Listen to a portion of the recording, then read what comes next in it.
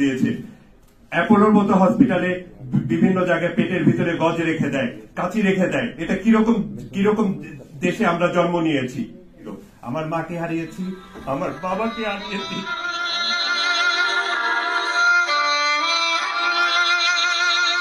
পত্রিকার শুভ উদ্বোধন এবং নবাব সিরাজউদ্দৌলা স্মরণ সভা। নবাব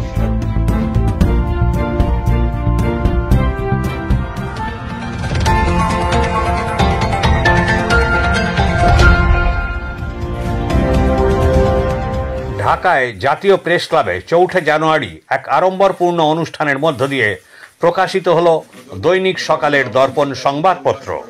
উদ্বোধনী অনুষ্ঠানে উপস্থিত ছিলেন দেশ বরেণ্য খ্যাতিসম্পন্ন জাতীয় ও আন্তর্জাতিক নেতৃবৃন্দ।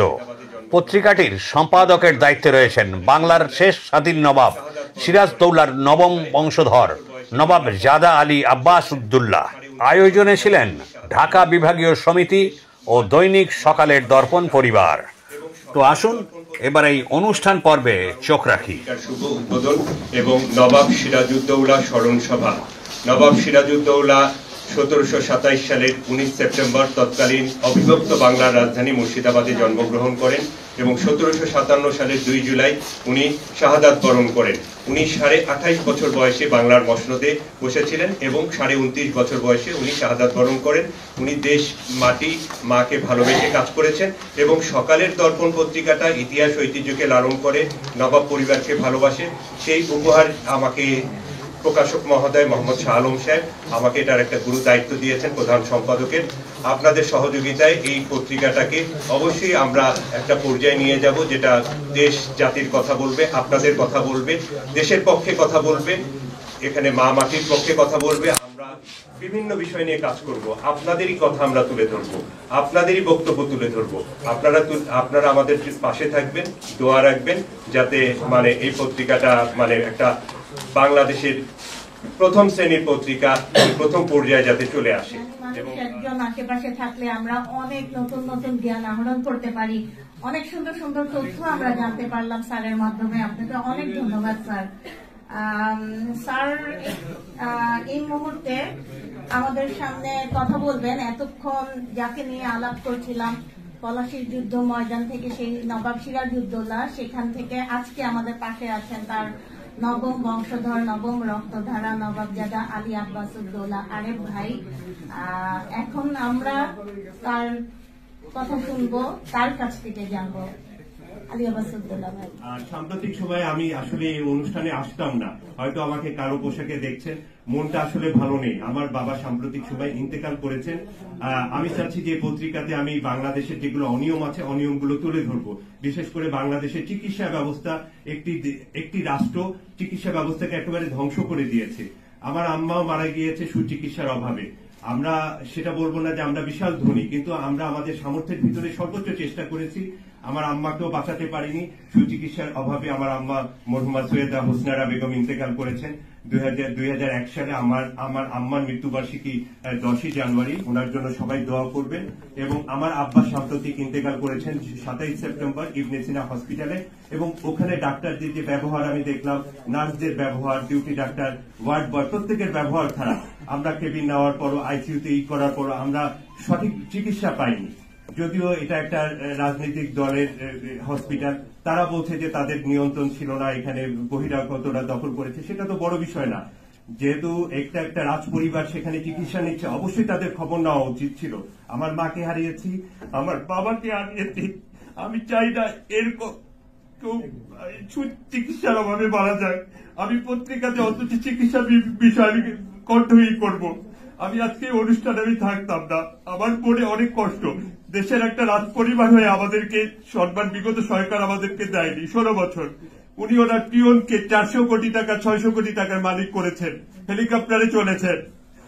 আর উনি ওনার কাজের বুয়াকে এমপি করেছেন। আমাদেরকে সম্মান দিতে কি সম্মান বাড়তো না কমতো? আপনারা বলেন। ঢাকার নবাব স্যার সলিমুল্লাহ আমাদের পরিবারের কষ্টের কথা শুনে আমার ষষ্ঠ বংশধরকে সম্মানিত অবস্থানে নিয়ে আছেন, যার কারণে জাতি আজকে এখনো ইতিহাস বলে যে ঢাকার নবাব স্যার সলিমুল্লাহ সম্মানিতকে সম্মান দিতে জানেন। ডেপুটি সাব রেজিস্ট্রার করেছিলেন আমার আব্বার দাদাকে।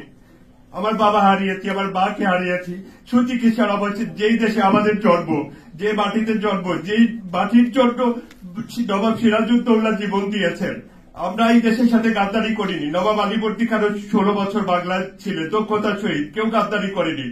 অথচ আমাদের কষ্ট হয় যে আমাদের সুচিকিৎসা আমরা পাইনি, আমরা কোনো ফিনান্সিয়াল সাপোর্ট চাইনি ন্যূনতম। আমি শাহ আলম সাহেবকে ভালোবাসি, সেই জায়গা থেকে ওনাকে আমি সম্মান করে আমি এসেছি। না হলে আমার মন মানসিকতা অনেক খারাপ, আমি সবকিছু থেকে সরে যেতে চাচ্ছি। কারণ এই দেশের রাজনৈতিক দলরা সঠিক মানুষকে মূল্যায়ন করে না। আমি জানি তারপরও ভালো কিছু মানুষ আছেন যারা আমাদেরকে সাপোর্ট করবেন, এগিয়ে নিয়ে যাবেন। ডক্টর আব্দুল লতিফ মাসুম স্যার আছেন, জনাব KM আলী স্যার আছেন, ফয়জুল ইসলাম স্যার আছেন, ওনাদের মতো মানুষজন। আমরা স্যার সলিমুল্লাহ স্যারের কথা কেন বলছি?